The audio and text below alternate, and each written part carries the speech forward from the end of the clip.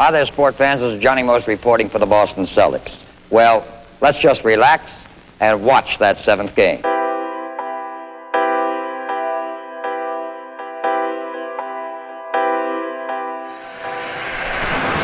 Cousy with the ball here plays one of the greatest games in a brilliant career. Blocked by Russell. Blocked by Russell. What a play by Bill Russell.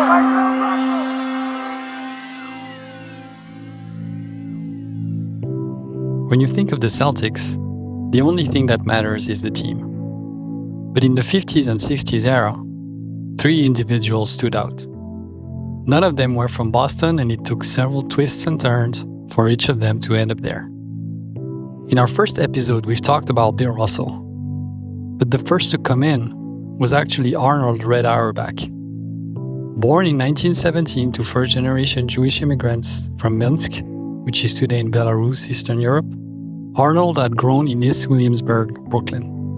His brother Zhang would describe him as a hustler, in the sense that he was determined. From an early age, he found ways to make some money by delivering newspapers or working in a dry cleaning business with his dad. And on the basketball court, being only 5'9", he was an overachiever, playing with his brains and hustling on defense. Arnold, nicknamed Red because of his hair and fiery personality, was articulate, loud, opinionated, and never afraid to let you hear his typical Brooklyn accent, all topped with a brash sense of humor and a mischievous smile.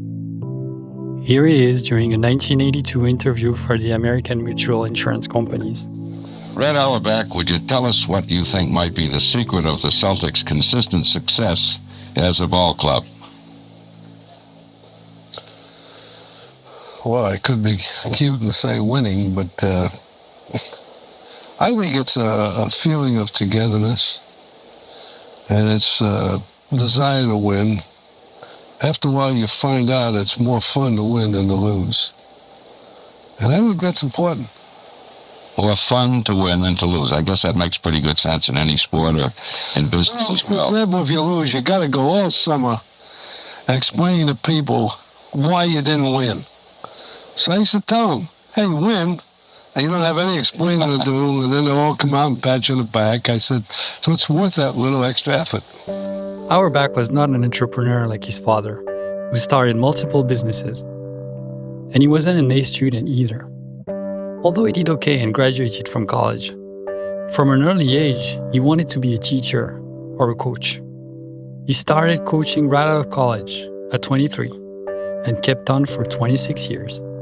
For all his brashness and loudness, the Brooklynite was a learner, with a great sense of observation, especially on human interactions. Through his coaches, his teammates, his fellow sailors in the Navy, where he spent 3 years but was never deployed, his students, and his players, he developed a philosophy based on experience rather than theory. He would take ideas from wherever he found them, wrote Jeff Greenfield in his book, The World's Greatest Team, about the Celtics' first dynasty. Hundreds of ideas actually came from his players, but he was smart enough to solicit those ideas, to welcome and consider them, and then fit them into his overall scheme of things to make them work. That's former Celtic forward Tom Heinsohn, who reminisced about his time with Auerbach in his autobiography, Give Them the Hook. That's something you don't see very often at any sports level, acknowledged Heinsohn, but that was very common practice on our team. That's not to say that Auerbach didn't have an ego. In fact, he probably had the largest among the Celtics, which was no small feat. One could argue that his ego almost derailed his professional coaching career from the onset. In the fall of 1946, he'd just been discharged from the Navy, and his life appeared all but settled. He was married, just had a daughter, Nancy, a few months prior, and had a job lined up at Theodore Roosevelt High School in the northern section of Washington, D.C., as head basketball coach and physical education instructor. But the 29-year-old had just learned that the new professional basketball league was about to start its first season. The Basketball Association of America had 11 teams, and one, the Capitals, was located in D.C. Even though pro basketball had always been something of a joke before, I was always convinced the right kind of league could succeed, recounted Auerbach in his autobiography. With the new baby, maybe this wasn't the right time to be trying another career, especially one which keeps me away from home for long periods of time. But this might be a once-in-a-lifetime chance.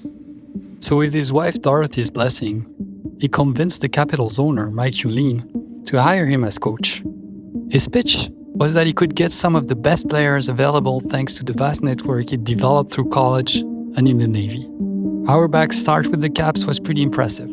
Washington got the best record during the inaugural BAA season and then made it to the finals in its first season. But a few short months after that, the young coach found himself without a job, having quit not one, but 2 positions in less than a year, each time refusing to compromise.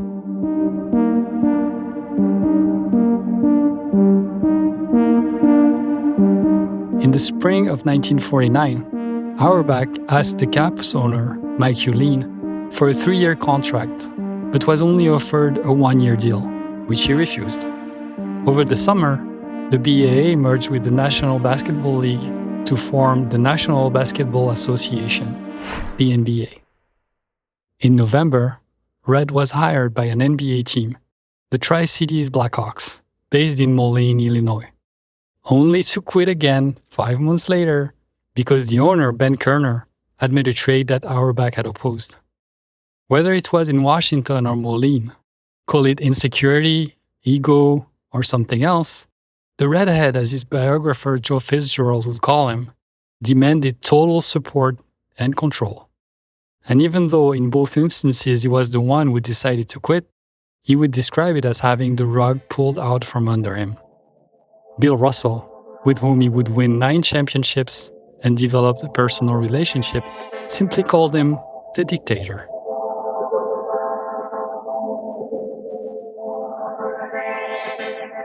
I asked Cousy how Auerbach would fare in today's NBA. No, neither. He would be an anomaly, or he wouldn't be able to function. There was Auerbach, not exactly on the right path to success. I was back where I had started a year before, out of a job. Once again, I considered returning back to teaching, he wrote in his autobiography. Pro ball, it seemed, was not the answer.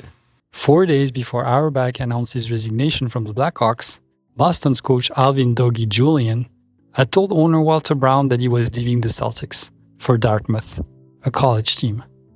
Brown admitted being caught totally off guard and that he didn't have anybody in mind for a replacement. To make matters worse for him, his financial partners suddenly decided to not put any more money into the franchise, which future appeared shaky at best. But Brown managed to convince Rhode Island businessman Lou Peary to come up with $50,000, enough to keep the team going. Peary had one condition, that Red Auerbach be hired as a Celtics coach. Peary knew the redhead and had tried to bring him to his own franchise, the Providence Steamrollers, before shutting it down entirely in June 1949. Auerbach immediately took a liking to Brown, who admittedly didn't know much about basketball, but went as far as mortgaging his own house to keep the Celtics alive. That's where the second of the 3 main characters of that story enters the picture. 21-year-old Bob Cousy had just graduated from Holy Cross, a college national powerhouse from nearby Worcester that could draw much bigger crowds than the Celtics locally. Boston had the first pick in the 1950 NBA draft, and a lot of fans and reporters were expecting the Celtics to select Cousy, excited by his local appeal, as well as his fast-paced style and dribbling skills. But Auerbach went for a big man, Charlie Scher, from Bowling Green, who was 6'11". In his autobiography, he explained why he passed on Cousy. Sure, he could pass the ball and do all kinds of fancy things with the ball, wrote the coach. But I watched him play against the Globetrotters one night, and he must have thrown the ball away 20 times. Now what good is all that fanciness if the other team ends up with the ball? Cousy ended up being drafted by the Tri-Cities Blackhawks, which to him was a non-starter. If Cousy had one thing in common with Auerbach, on top of his love for the game, it was his drive. The NBA was only an afterthought after he'd left Holy Cross, so he'd already opened a gas station in Worcester and started a driving school for ladies. The man was making a living and settling down in Massachusetts, but the Blackhawks wouldn't let go that easily. Let's hear the story from the man himself. So the owner was a guy named Ben Kerner, who eventually went to St. Louis. And he lived in Buffalo. He didn't know where I was either. So he called me. I'm teaching ladies to drive. And he calls and said, Coles, we drafted you. And then the Boston press all called, hey, God damn it. And I said, I'm not, I just got married, starting a family. I said, I know I'm going to pick up and go to someplace called Tri-City. Nevertheless, Kerner finally convinced Cousy to fly to Buffalo to meet him. Kerner called and said, fly up to Buffalo. I flew up and had lunch with him. And he said, Cruz, what's it going to take? And I said, Mr. Kerner, I need 10,000. 10,000! He started tearing his hair out. Oh, my God, no one in the league makes even 5. And I said, well, thank you very much, Mr. Kerner. I shook his hand, flew home, went back to teaching. Well, Kerner took me seriously. He traded me to Chicago. That lasted 2, and they called me again. They said, hey, well, I said, I'm not going to Chicago either. As I said, I didn't have a burning desire to play. And if I did, the only thing that made sense was Boston, if it was going to happen. I didn't know it was going to happen that way. And just like that, Bob Cousy decided to forego the NBA and to only play with the Cousy's All-Star, a barnstorming team with former local college players that would play venues all over New England and made good money. The Blackhawks traded his rights to the Chicago Stags, which ceased operation in early October, only a few weeks before the season was to start. Chicago's players were dispersed. With the opportunity to get Cousy, Auerbach still didn't want him. He was after All-NBA first-team selection Max Zeslovsky and All-Star Andy Phillip. But after a draw out of a hat, literally, these two ended up elsewhere and Boston was left with Cousy. A few days later, number 17 from Holy Cross travels to Boston to meet Walter Brown. Waller called me the next day, and he and I eventually became dear friends. But I said, Bob, I picked you out of the hat, come into Boston. So I went into Boston, Mickey Mouse office, and it was full of media people. So he said, come on, let's get out of here.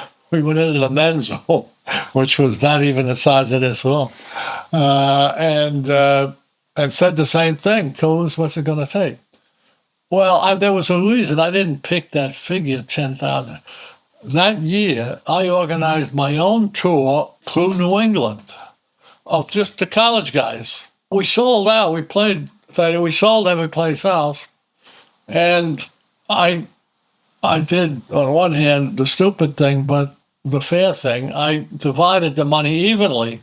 So all of us ended up with $10,000 from that. So in those days, that was a lot of money. And so I knew I could run that tour for the next 10 or 12 years and make at least 10 or probably more. So when I said to what's-his-face and Waller, I said, Mr. Brown, I need 10,000. And he said, oh, shit, how about 9? Because, well, that wasn't going to be a deal breaker. I said, all right, you got a deal. And the rest is history, as they say. Cousy would come to define the Celtics' first era, leading Boston to the playoffs each of his 13 years with the team, winning 6 championships and leading the team in assists 8 straight times. The New York native had a very different personality from Auerbach and Bill Russell. He was more of a gentleman, more soft-spoken. But all three shared an intensity, an extreme dedication to their craft, one that could suffer no compromise. Some of it was innate, but a lot of it came from their background, underprivileged, urban kids that all had a sense of otherness. 2 of them were second-generation immigrants from religious minorities. The third one, a black man that grew up in Jim Crow's America. Cousy remembers his former teammate Tom Heinsohn talking about the fire inside the street. Most of us had a ghetto experience. And Heinsohn, Bob Ryan told me one day, not too long ago, 2 or 3 years ago, that he was talking with Heinsohn and he said, all of us wanted to win in those days. We really wanted to win. But he said, Cousy and Russell needed to win. I said, I don't even know how to explain that. Yeah, I was always, you don't reach that level in sports if you're not competitive. It comes naturally. And so, did I want to win more or did Russell want to win more? Russell went through a bad ghetto experience plus racism. So he was even more motivated.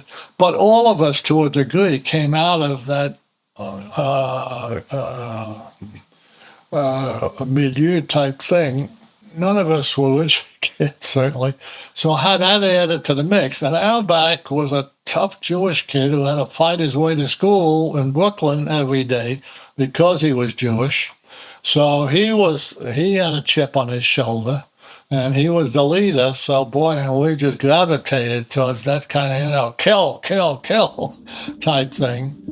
Getting out of the ghetto, making a living, reaching some form of social status. For Russell, Auerbach, and Cousy, fighting through life could mean many things.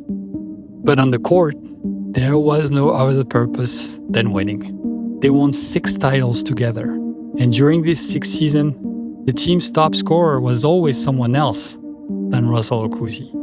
The mindset translated to the rest of the team, and Auerbach made sure to recruit players who could adhere to it. There was nothing casual about the game, ever. The whole thing was so intense that Russell developed insomnia and Cousy had nightmares so bad that he would have to be tied to his bed to keep him from injuring himself during the night.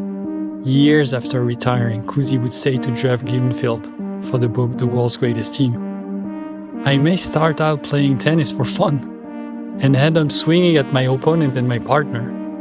If you want to draw a line to the modern era, think of players that could never switch it off, beyond focused, like Tim Duncan, John Stockton, Isaiah Thomas, Dennis Rodman, Kobe Bryant, and of course, Michael Jordan."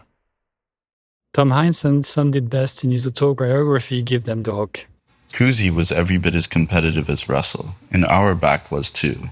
It was as if somebody had poured the same explosive chemicals into the three of them, because they all had this incredible need to win, bar nothing.